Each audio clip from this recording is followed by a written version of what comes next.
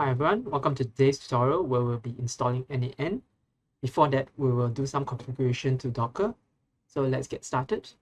We will open Google and search for Ubuntu use Docker with non-root user because I'm using Ubuntu or specifically Linux Mint or any kind of Debian derivative. So we right click on the link Linux post installation steps for Docker engine, select open link in new tab. So we're gonna configure it so that Docker can be managed as a non-root user. Supposedly we should create the Docker group, but actually this should not be needed if the Docker group already exists. So let's try Control Alternate T to open the Linux terminal. So we type get and group Docker. If this get and group Docker doesn't produce any output, then it means the Docker group doesn't exist. Then we have to use this. But since the Docker group does exist, so we don't have to do this. Instead, we just need to add the current user to the Docker group by using this command. Right click, copy, right click, paste, and press enter. If it asks you for password, you enter your own password. Okay, then after that, I need to reboot. But actually, before rebooting, log out and log back in to allow the group membership to reevaluate. But before that, because running Docker or managing Docker as a non-root user is a bit of a security issue. So what I'm going to do is I'm going to prevent Docker from auto starting when the system reboots or starts. So what I do is I select this, click copy, right click paste. Actually, it's a mistake. It should be, hang on, I should be using this instead. Right click, copy, right click, paste. Yeah, I should disable the Docker service and also disable docker.socket. Okay, now I'm gonna reboot. So I'll just pause. Okay, after you log out and log back in or reboot your machine, you press Control Alternate Delete. No, sorry, Control Alternate T to open the terminal. And double click this to make it expand out. You can type docker ps-8. If you get this error, it means the Docker service is not running, which is correct because I purposely stopped it from auto starting.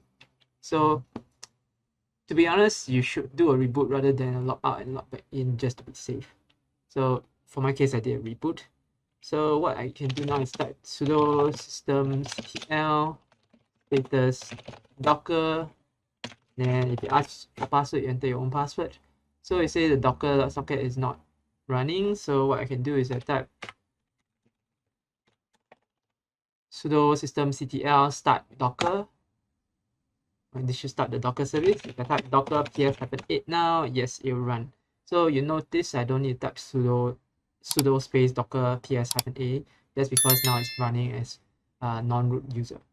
So if I don't need Docker anymore, at least for this session, I can what I do is I type sudo system.ctl stop docker.socket. Okay, so if I then type docker ps-8, then you say it's not running. Then remember, if you want to start it again during that session, you can just do sudo systemctl start docker. And you can test it with docker ps-8. So now that Docker is configured appropriately, let's make the appropriate docker compose file. Okay, let's open the file explorer. Then we go to, okay, for me, I've already created a folder n8n_docker. Inside that, I actually created a docker-compose.yml file. So it's just a text file, okay, with the extension of .yml. So if I open it, okay, so don't worry, I'll provide this file. So basically, it's a Docker Compose file that you will use the image of n8n. So network mode will be host. I've commented out this because it's not needed. I also commented out this because I want to use this webhook instead. And then I use this volume.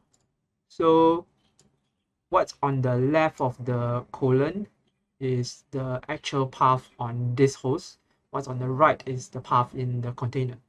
So I will be using the path tilde, that means the home directory. So the home directory is home, in this case home slash yato slash .nan.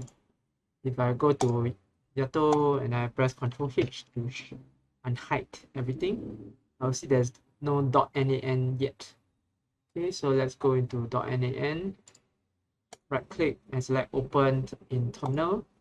I double click on the top part to expand it out.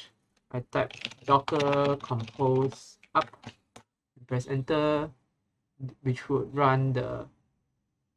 then try to download the image file to create the appropriate container if the image file has not already been downloaded. So let's just give it a moment. Okay, so it's done. Actually, there's a bit of an error. So this means there's some permission issue creating the .nan file, .nan folder. So actually, yeah, what you should do is, let's go back to your home directory. So you can see the .nan there. So we're gonna create it ourselves. But before that, let's go back to here.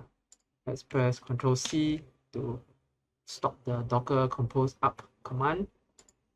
Then we go to here, we right click on the .nan that was created and then select delete. Okay, what we're going to do is we're going to manually create the .nan file. So we right click on any empty space, then select create new folder, then type .n8n, press enter. Okay, now after we first manually created .nan folder. Okay, so instead of letting the docker compose up command create it, we will manually create the .nan folder. And then now when we go into nan_docker folder and then we type docker compose up, the permission issue should now be settled. Yeah, okay. So yeah, actually we should have manually created a .nan file first. Then now we copy this link, we go to the browser, we open new tab, we press Ctrl V to paste it and press enter. And we can see that the n8n application is now ready to use. So we just need to set up the owner account. So you use your appropriate email you want to use, first name, last name, and the password you want to set for the n8n application. Okay, so we enter the email, first name, last name, and the password we want to use. Then we click next. Now, what describes, you can just select what you wish. It's up to you. Okay.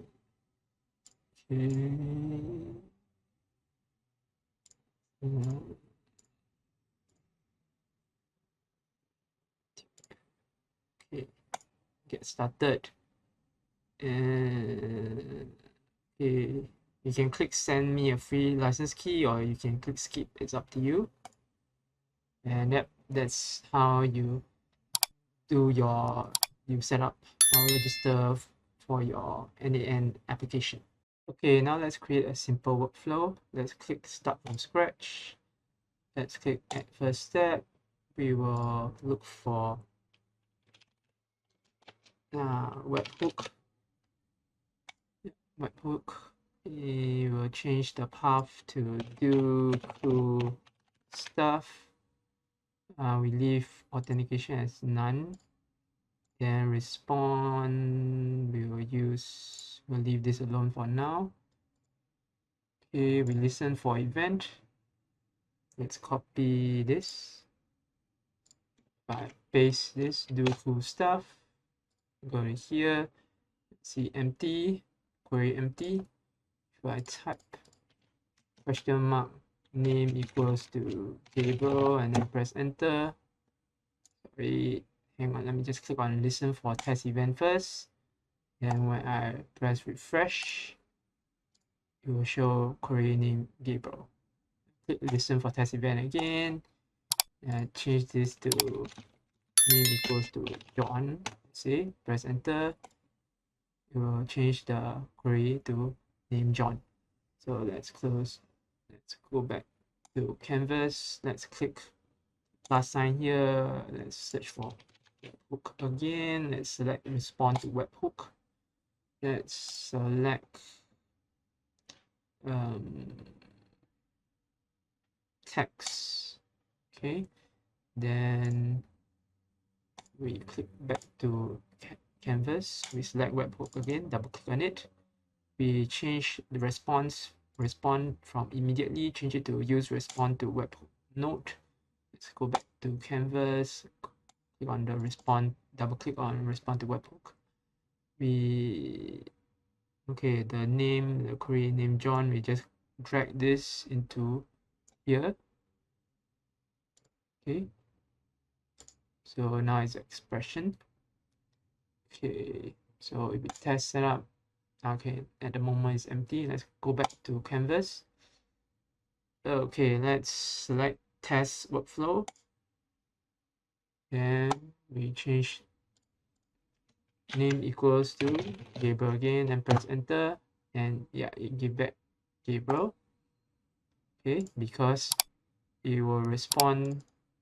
But basically, you see the query name equal Gabriel, then you use the respond using the respond to webhook node, which is this thing, which in the response body will be $json.query.name, the what we put in the value of name equal to. So if let's go back to canvas, if I click test workflow again, so it's waiting for the test URL. So I change this from name equals to Gabriel to name equal to John, it will respond with John instead if I press enter now. Yes, as shown here. Congratulations, you now know how to install n8n and create and use a simple workflow. If you found this video helpful, please hit the like and subscribe, and I'll see you in the next video.